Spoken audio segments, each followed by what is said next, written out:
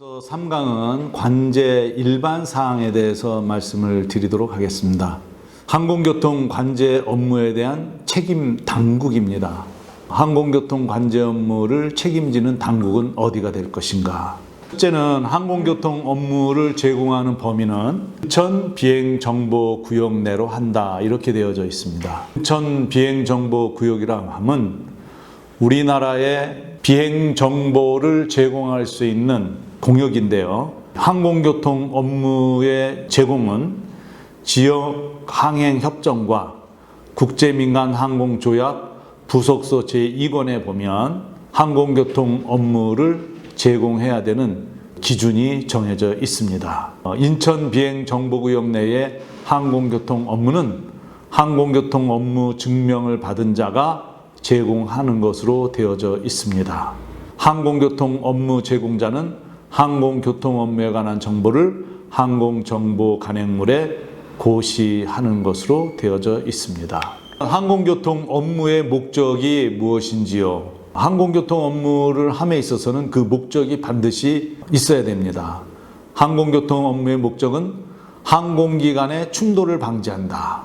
두 번째는 기동지역 안에서 항공기와 장애물 간의 충돌을 방지하고요.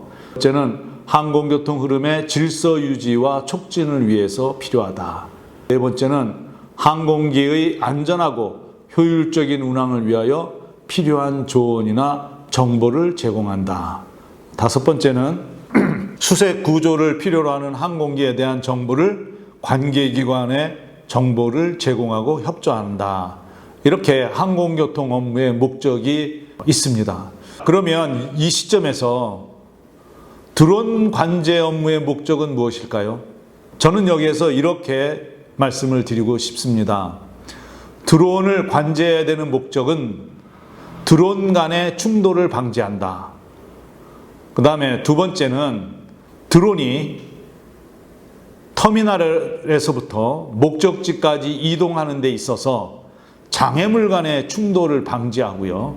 이동하는 지역에서 항로에서 흐름의 질서나 유지를 위해서 드론 관제가 필요하다고 생각이 됩니다. 드론이 안전한 흐름 관리와 유지를 촉진시키기 위해서는 항공기와 같이 안전하고 효율적인 운영을 위해서 필요한 정보를 제공해야 된다. 이것이 드론 관제 업무의 목적이 되겠습니다. 마지막으로 드론 관제의 목적 중에 하나는 드론이 어떤 불의의 사고가 났다든지 비정상적인 상황이 발생이 됐을 때 이 드론에 대한 정보, 교통 상황에 대한 정보를 관계기관에 제공하고 협조하는 일, 역시 항공교통 업무의 목적과 그렇게 다를 바가 없다고 생각이 됩니다. 항공교통 관제 업무는 어떤 업무들이 있을까요? 항공교통 관제 업무는 첫째로 지역 관제 업무입니다.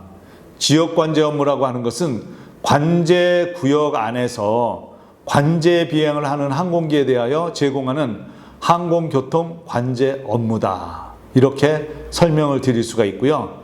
이 지역 관제 업무는 접근 관제 업무와 비행장 관제 업무를 제외한 항공교통 관제 업무를 지역 관제 업무라고 하고요. 접근 관제 업무는 앞서도 설명을 드렸지만은 접근 관제 안에서 이륙이나 착륙으로 연결되는 관제 비행을 하는 항공기에 대하여 제공하는 항공교통 관제 업무가 접근 관제 업무다. 이렇게 정의가 되어 있습니다.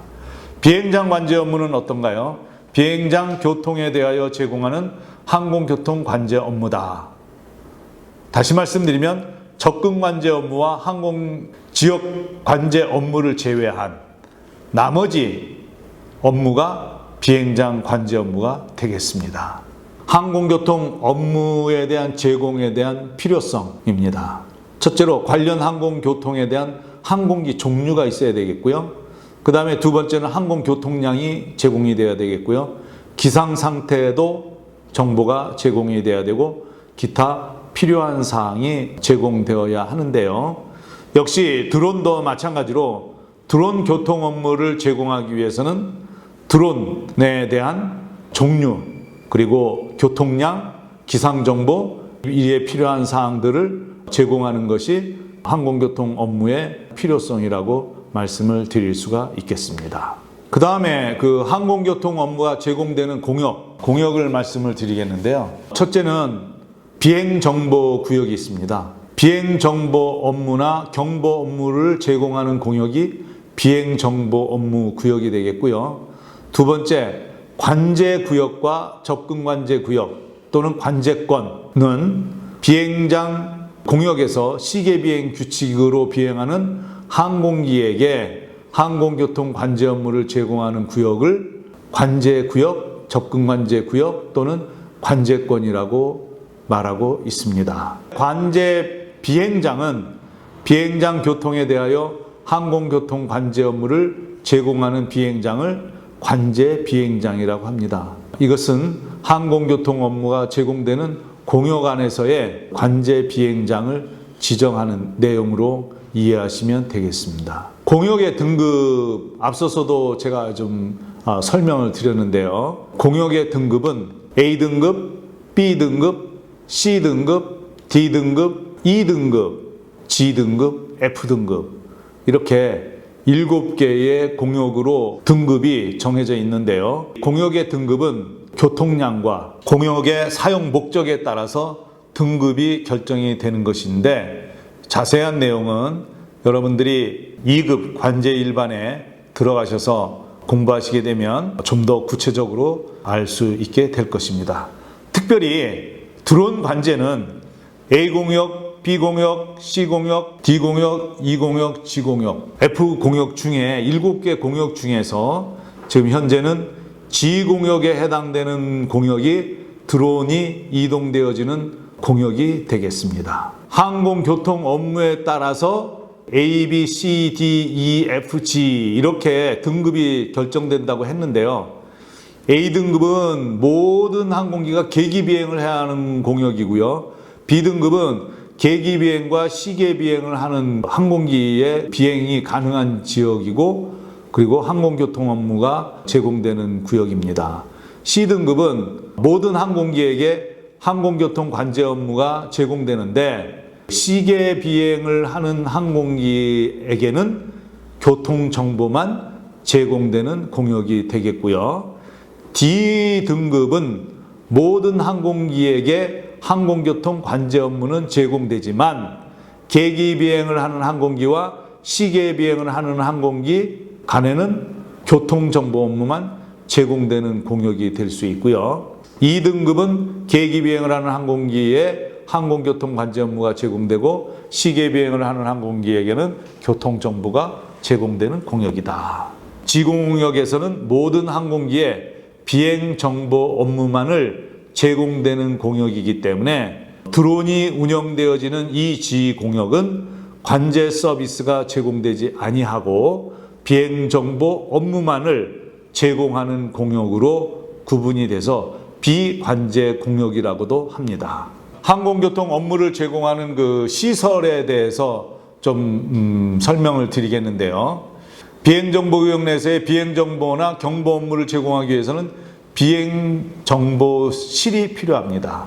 비행정보구역 내에서는 비행정보 업무와 경보 업무를 제공하기 위해서 비행정보실을 지정하는데 이 지정된 장소는 주로 비행장이 되겠습니다. 관제구역, 관제권이나 관제 비행장에서 항공교통 관제 업무나 비행정보 업무, 경보 업무를 제공하기 위해서는 항공교통 관제 시설을 지정하게 됩니다. 항공교통 시설에 대한 공역의 명칭이 있는데요. 첫 번째, 지역관제소 또는 비행정보실의 명칭은 마을이나 도시의 이름을 따라서 부여하기도 하고요. 관제탑 또는 접근관제소의 명칭은 비행장이나 지역에 따라서 김포관제탑, 서울접근관제소 이런 식으로 명칭을 부여하기도 합니다. 항공교통 업무에 대해서 시간을 얘기할 수가 있는데요. 항공교통 업무의 시설은 국제표준시간을 이용한다. 다시 말씀드리면 하루를 24시간으로 해서 국제표준시간을 사용하기 때문에 항공교통 업무 그 시간은 4자리 숫자 단위로 표시를 하고요. 그린위치 천문대, 표준 시간을 공통으로 사용하고 있다는 것을 알고 계시면 좋겠습니다.